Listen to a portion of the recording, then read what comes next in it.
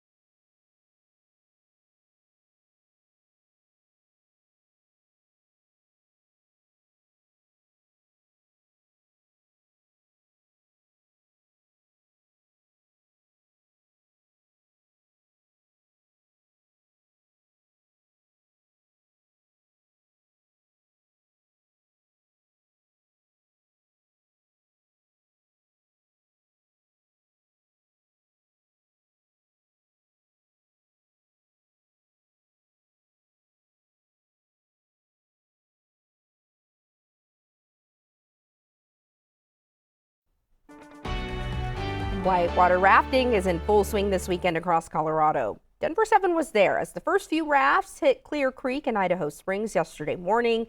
But despite drought conditions, it's still expected to be a strong season. The Colorado River Outfitters Association expects more than 500,000 visitors to ride the rapids this season. Water levels may be lower in some rivers this summer, and if you're new to rafting, experts say this is the perfect time to try it, especially if you have little ones, since this means less intensity and less danger. Thrill seekers, don't you worry though, you can still get your fix, but you'll need to take your time, that is, or to time it out more carefully. People looking for, more adventuresome runs besides family type oriented runs, there'll be those there probably end of this month, June, into July, and those should be available to people. The Colorado River Outfitters Association also says a wet summer is possible, and if this is the case, the season will be longer than anticipated.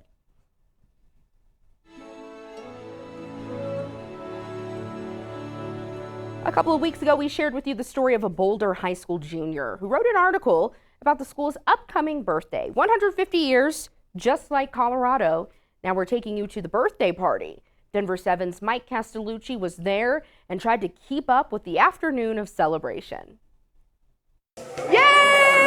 Friday afternoons at the high school. It's going well so far. It's enough of a reason for celebration. Hello. But today I feel at home finally when I'm in the courtyard. feels like a reunion. It is. It really is. Good evening and welcome to another beautiful evening here in the land of purple and gold. Boulder High School turns 150 years old. These are a hot commodity, I tell you. And this is their birthday party, where current welcome in. welcomed the past. It's really inspiring to see like successful people that have gone here, and just to see all of like the alumni who were once like juniors in high school like us too, and just like us following in their footsteps. And before Colorado was even officially a state, Boulder High graduated its very first class. It's not just a reunion of classes. It's really exciting. It's gonna be so fun, and there's so many people here. It's who inspired these students too.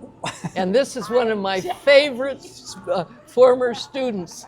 Thank you for coming. Thank you for coming. Jackie Goldner saw 21 of those classes. We got these kids ready for college. I consider it one of the many number of great blessings in my life that I spent my 21-year teaching career with these wonderful students of Boulder High.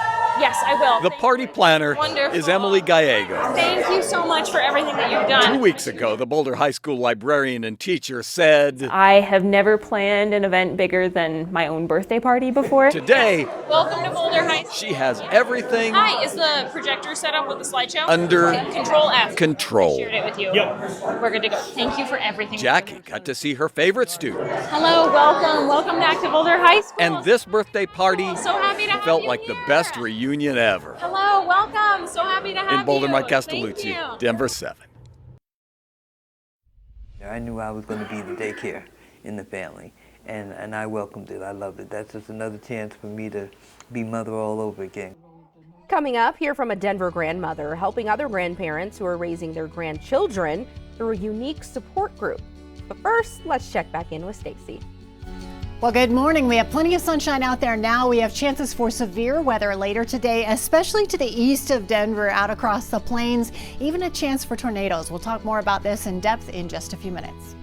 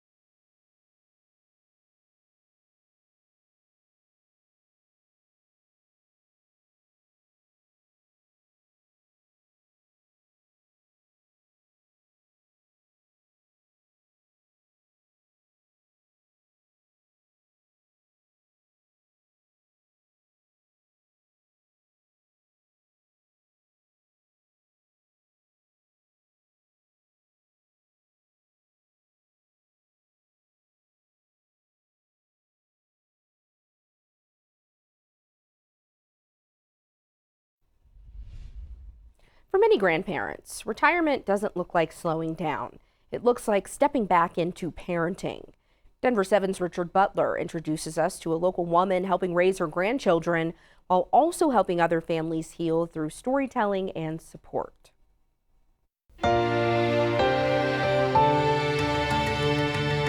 To remember, If your life were a book, we write. Navigating who I am in this world. That's exactly what these grandparents are doing inside this library study room. Sometimes a grandparent is faced with raising their grandchild, and it can be a challenge. It's definitely not easy. Jacqueline Enriquez started this writing group. She raised her grandchildren. Now she helps other families navigate the same thing, and part of that therapy is writing. Beloved Grandfamilies is a faith-based nonprofit that provides services, support, and educational workshops to grandparents who are raising their grandchildren. Today they're writing memoirs, documenting their experiences. They say writing is healing, and they hope their stories will help future generations who read them. my life's biggest challenges. Grandparents here know they're not alone. Beloved grandfamilies, focus on the family because everybody counts. Everybody makes a difference. Everybody is important. Mariko Luckman has volunteered for nearly 4 years. She's helping lead this writing pilot program. We often talk about our footprint. There is so much we don't know about each other that shapes who we are and how we move. Luckman's time is spent with several local nonprofits, but she loves to support this healing group of grandparents. It's all about the dynamic of the family and what the family needs, you know. She just is that role model to show how important family is and connection. She's always happy. And she's always supportive to everybody. Luckman's dedication to helping families in need is what makes her a Denver 7 everyday hero. On behalf of Denver 7, we'd like to recognize you as a Denver 7 everyday hero. Thank you. Oh my God, this is like the Grammy of community service. So thank you so much for even finding me worthy of this honor. For Luckman, the real reward isn't recognition. It's helping other families, whoever reads these memoirs, and making sure other grandparents know they don't have to walk this journey alone. In Denver, Richard Butler, Denver 7. If there's a hero in your community Denver 7 should recognize, you can nominate them right now. Just scan the QR code on your screen or head to our website, denver7.com/hero. It is time for another check of your weather. A beautiful start to this Saturday, Stacy. I looked outside the window before coming in the studio and I thought today's going to be a good day. It's a good one out there. Lots of sunshine, blue skies overhead. This is our city park camera, and you can see that everything is being set up for the Colfax Marathon weekend. The marathon tomorrow looks like the weather will be great for the actual run, and then we'll see some thunderstorms late in the day. But I love that they have the I Heart Den down here on the grass there. Doing it for the gram. Furnished by Rocky Mountain National Park, we have a beautiful shot here of Long's Peak, and we have blue skies overhead as well. Temperatures will be in the low 80s today. We'll have some scattered afternoon thunderstorms, mainly between 2 p.m. and 6 p.m. This afternoon. So keep an eye to the skies if you're going to be out and about. Temperatures in the 70s and 80s here for the plains, 90s down through southeastern Colorado, with those 60s and 70s for the higher elevations. As for the eastern plains, we have a chance for severe weather today. That includes hail and possible small tornadoes. More rain on Sunday as well, and then cooler, wet weather on Monday. Temperatures dropping into the 40s for afternoon highs. It'll feel like a little more like Seattle than Denver. Temperatures in the 70s and 80s here for us today. Lots of sunshine. 70s and 80s here across the northeastern part of the state. Overnight low last night was 53 degrees. Our record high today, 93, set back in 1996, and on average we should be around 71. At this point we're at 59 downtown, 54 at the airport, and our winds about 6 miles an hour. Now this is that next front that's headed our direction, and it is going to pull in lots of cool air for us going into the end of the weekend and the beginning of next week. In the meantime, it's still very warm and dry here for southern Colorado and for the western slope, so we have red flag warnings in effect. But after about 2 o'clock today, we have a chance for a few thunderstorms here. I think the better chance is going to be farther to the east, but we already have some rain here for northwestern Colorado, spotty showers showers popping up, and we'll have partly cloudy skies as we go through our morning. This morning, scattered thunderstorms later on today. It's about almost 3 o'clock, and then we'll see those push across the eastern plains, which is where we have the chance for those severe storms. So tonight in Denver, temperatures in the 70s through 8 o'clock, 60s after that toward midnight. 51 will be our overnight low tonight. And then tomorrow we are going to have those afternoon highs getting up into the 60s. We'll have temperatures in the 50s and 60s for the Colfax Planner tomorrow. For the Marathon, 65 at 10 a.m., 67 by noon. And we are expecting thunderstorms later in the day, once again, just like we'll see this afternoon. But temperatures not quite as hot. 60s and 70s here, 80s and 90s down to the south and east, with those 50s and 60s to the west, and mostly 60s here for the Front Range. But on our Super 7-day forecast, we really cool it down going into Monday. 49, cool and rainy, scattered showers on Tuesday and Wednesday with highs in the 50s and 60s. All right, thank you, Stacy. The Colorado Avalanche are getting ready for their matchup against the Golden Knights in the Western Conference Final. We're taking a look back at how the team got here.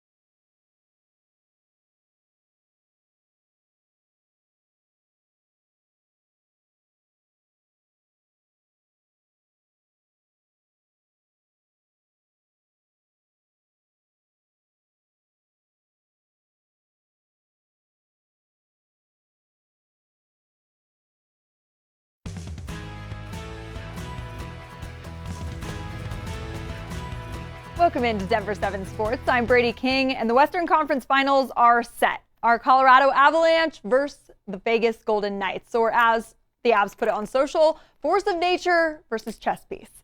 Game 1 is next Wednesday night right here in Denver. Now, Vegas advanced with a 5-1 win over Anaheim in Game 6 2 nights ago. Mitch Marner had a goal and an assist. He leads the NHL this postseason with 18 points.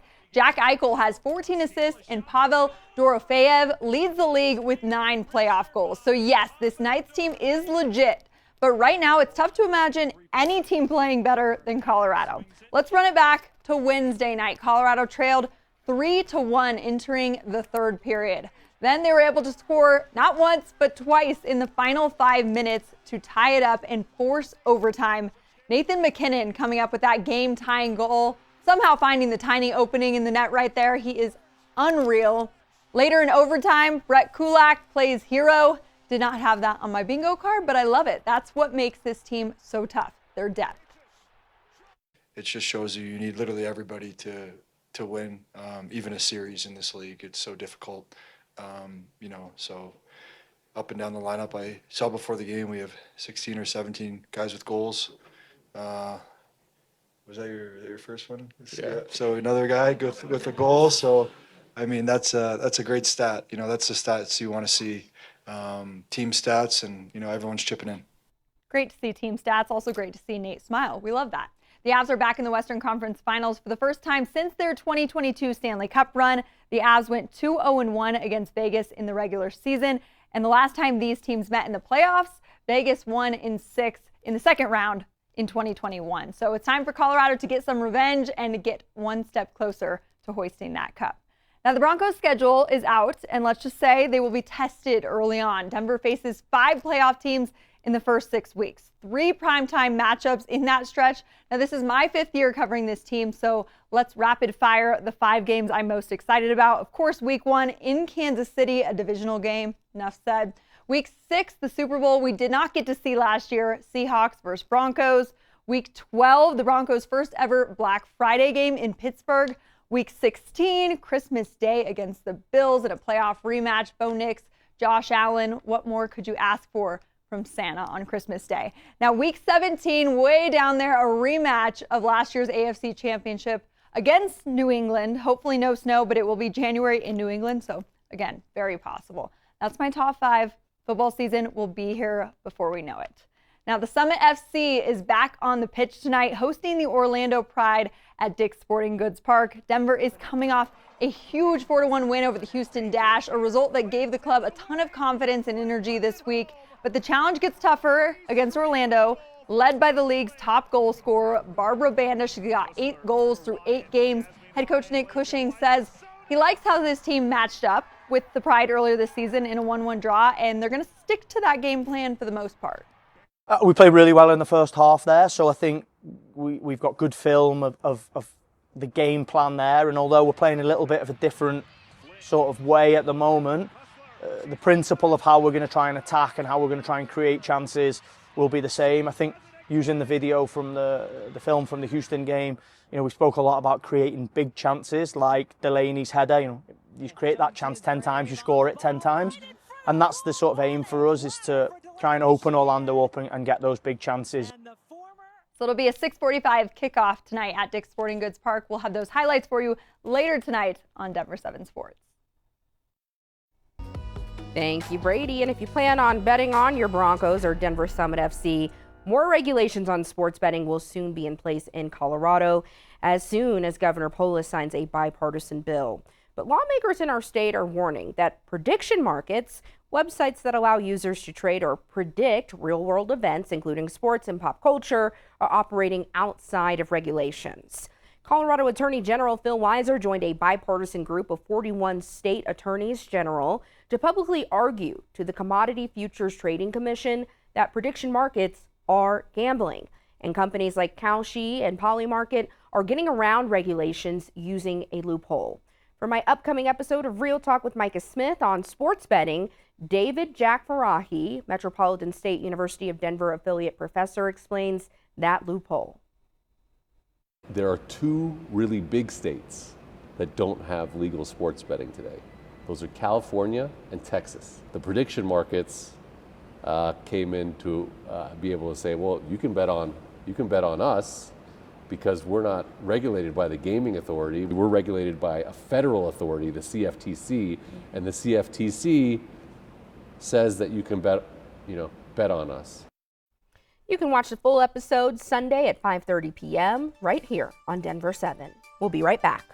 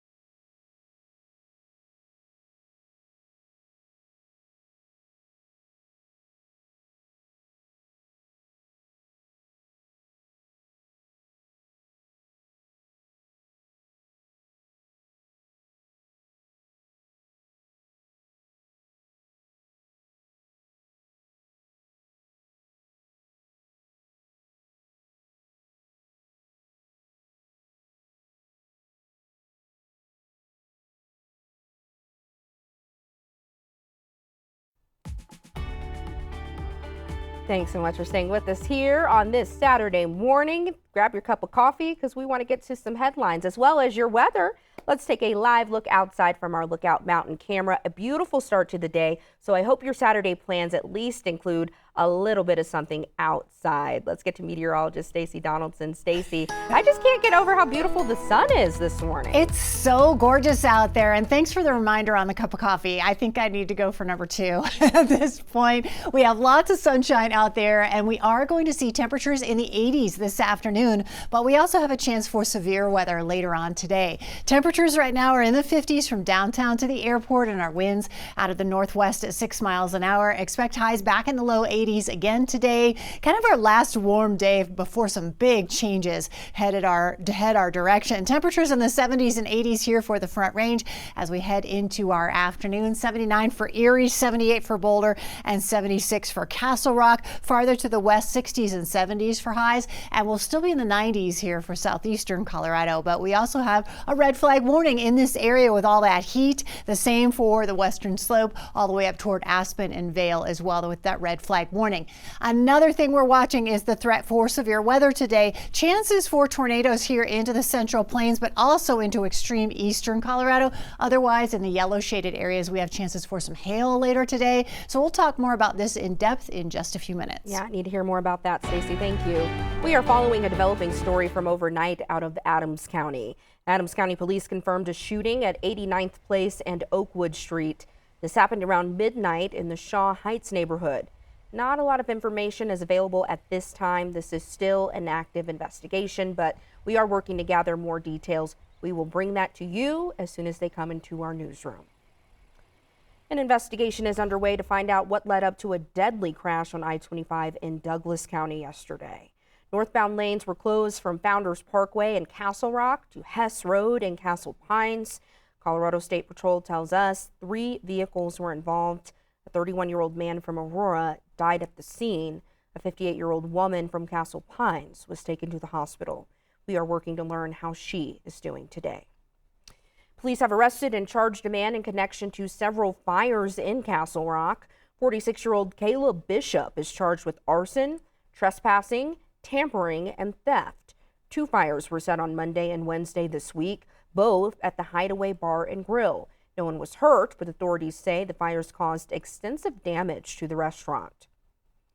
There is an effort underway in Douglas County to increase the number of county commissioners to better reflect the growing population. Denver 7's Douglas County reporter Tyler Melito spoke with residents and current county commissioners about the possible change.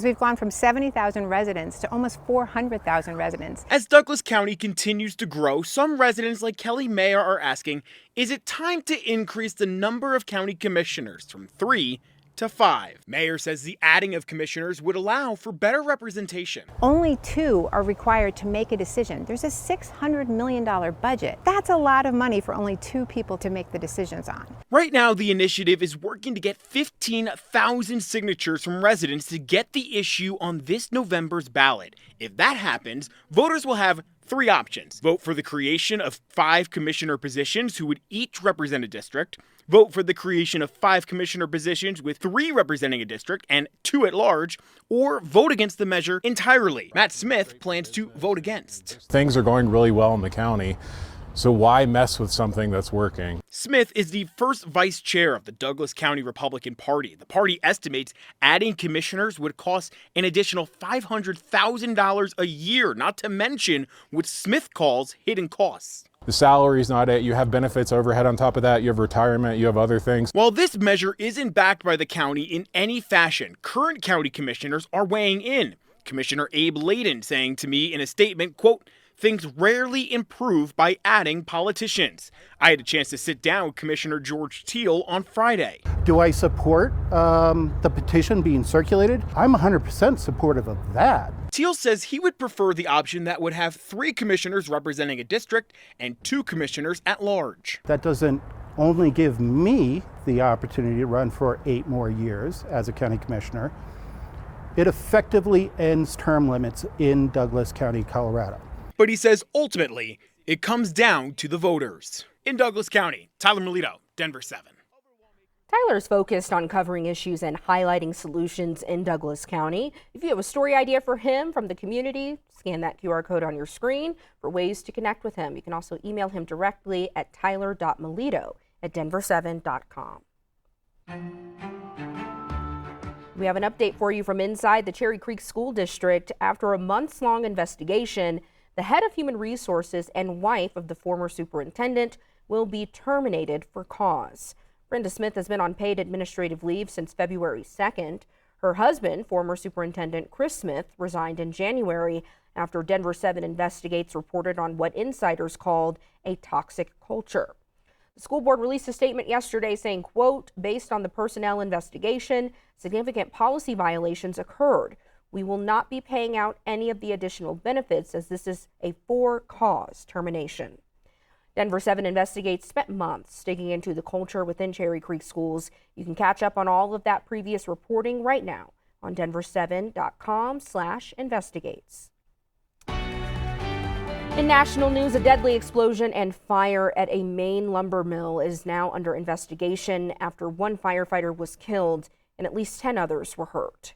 Crews responded yesterday morning to a fire in one of the silos at Robbins Lumber in Searsmont. While they were working to put out the flames, an explosion happened. According to the fire department in Thorndike, a nearby town, 3 fire trucks were lost in the blaze. Several state and federal lawmakers reacted to the explosion, including U.S. Senator Susan Collins. I am very close to the Robbins family. I've known them for decades, and my heart goes out to them and to the workers and the first responders who have come to help from all over the state deal with what appears to be a very serious explosion. The fire marshal's office says the focus is on the families of those who were hurt. In world news, President Donald Trump's summit with Chinese leader Xi Jinping appears to have stabilized relations between the two countries and yielded a few deals. But some issues that impact U.S. consumers don't seem to be resolved. CNN's Karen Kaifa explains what the summit could mean for your wallet.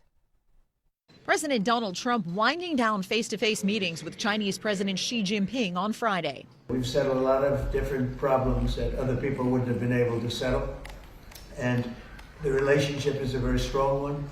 China's foreign minister described the meeting as historical, and Trump, who traveled with a delegation of American CEOs, touted a number of trade deals, though specifics were sparse. After last year's escalating tariff tit-for-tat between the two countries, Trump said tariffs were not discussed. We didn't discuss tariffs. I mean, they're paying tariffs. They're paying substantial tariffs, but we didn't discuss it. The summit brought hope Trump might encourage Xi to help resolve the Iran conflict, which has sent global oil prices soaring. China is a close diplomatic partner of Iran. We might not be able to really assess how productive this summit was for a couple of months. Trump returns to ongoing economic pressures at home related to the Iran war. Government data released this week showed inflation outpacing increases in wages and higher fuel costs pushing consumer and wholesale prices higher. Fuel touches every part of food, even from fertilizer that's stuck over in the Strait of Hormuz right now, you know. Pressure on prices signaling a potentially rocky road ahead for incoming Federal Reserve Chairman Kevin Warsh, as Friday marked the end of Jerome Powell's term in the role. Powell faced frequent attacks from President Trump, who accused the Fed chair of not lowering interest rates quickly enough. In Washington, I'm Karen Kaifa. Now taking a look at where gas prices stand, AAA reports the national average is $4.52. That's actually down 1 cent compared to a week ago. Here in Colorado, it's $4.64. That is up 27 cents compared to last week. In Canada, a late blast of spring snow, we know about this here in Colorado, has forced a Prince Albert golf course to cancel a long weekend tournament just 1 day after kicking off the season. Yesterday afternoon, conditions deteriorated with snow piling up on the ground and the course closing officially. The spring snow caused Cook Municipal to pull the plug on the Northern Team Championship this weekend, which had more than 140 registered golfers. It's depressing. It's depressing. Winter is over. But no, like I said, it is what it is. You got to stay positive and look ahead. That is the spirit. As of yesterday afternoon, Cook Municipal said it's hoping to reopen Sunday at the earliest. Before you know it, the Boulder race will be here. Are you ready? If you plan on competing, we'll give you some ways to train so you can remain injury-free.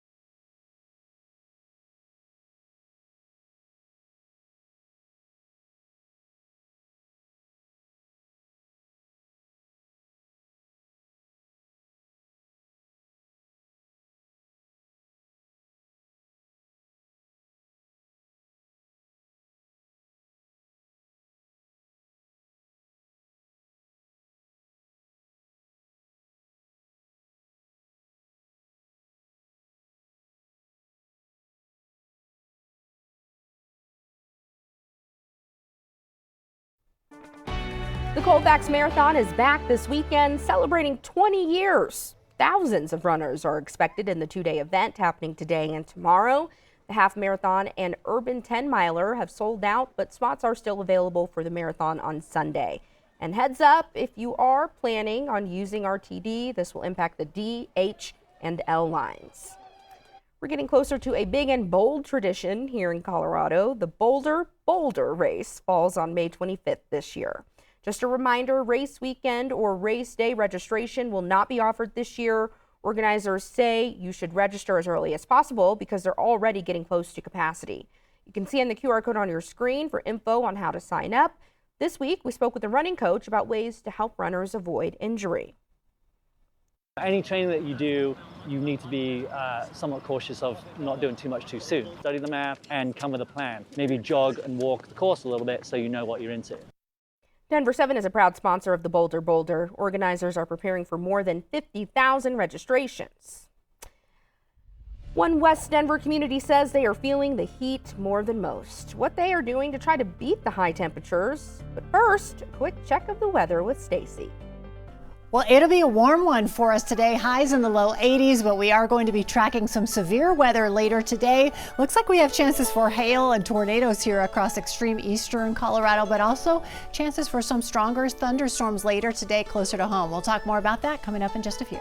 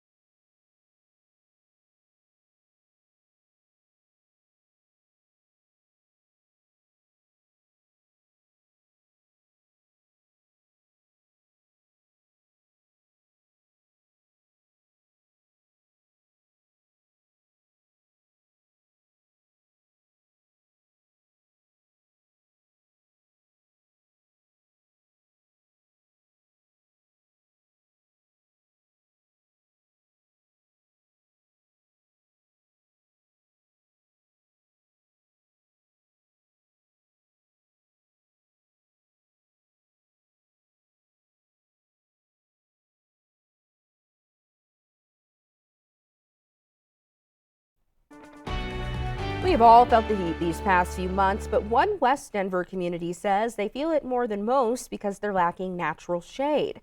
Our Maggie Wilansky shows us a solution rooted in the Barnum neighborhood. This is one of their favorite areas here in the shade. Dodging the sun. I suspect that this summer is going to be probably one of the hottest on records. Isn't easy in West Denver's Barnum neighborhood. We just don't have a lot of trees getting planted, especially in the springtime. I just haven't seen much. Michelle Black. So I've been here 17 years. Has a front row seat to some